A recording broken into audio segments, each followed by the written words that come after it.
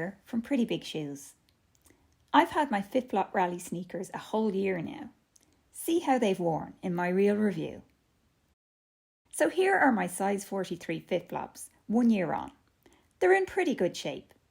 I wore them regularly for about 9 months and occasionally since. They're lightweight with a really flexible sole. I've medium to wide feet and these are particularly roomy.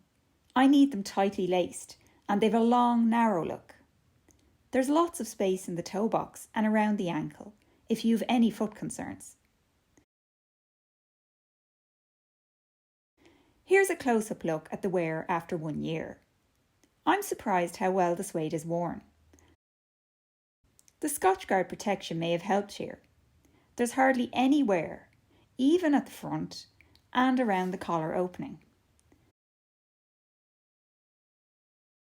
The sides of the sole around the bottom all still look well too. My shoes wear down most at the inner heel and even that's still in good shape. Here's a look at the sole itself. There's signs of wear mid-foot and at the back, but it's still in fairly good condition. A few stones have got stuck in the sole, but I can't feel them at all, so I don't bother removing them. Looking inside the shoe, there's no holes or thinning at the back. Unusually, Fitflop Rallys have no hard structure at the back.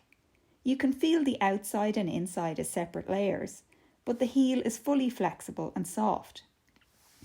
I've blister-prone feet, but these felt lovely at the back from day one, with no rubbing at all. The rest of the lining is smooth elasting, which is also unusual. This means rallies feel more like a shoe than a sneaker around your foot. They feel light and loose, instead of your foot feeling all enclosed by lots of foam padding.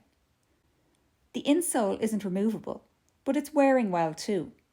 There's slight wear around the middle, but the arch support looks as good as new. They still feel comfy and supportive on long walks. So my Fitflop Rally sneakers still have plenty of wear left in them after a year. The main sign of wear is actually the colour of the suede, which has dulled and faded over time. The tongue part is closer to the original colour. Note the tongue is actually made of microfibre though, and was always fluffier and slightly darker than the rest. I preferred the richer navy they were at first. There's still a definite navy at least, as you can see when I put them beside my grey suede Fitflop boots for comparison. They're just a duller navy now. In fairness, I've only ever given them the odd wipe with a damp cloth.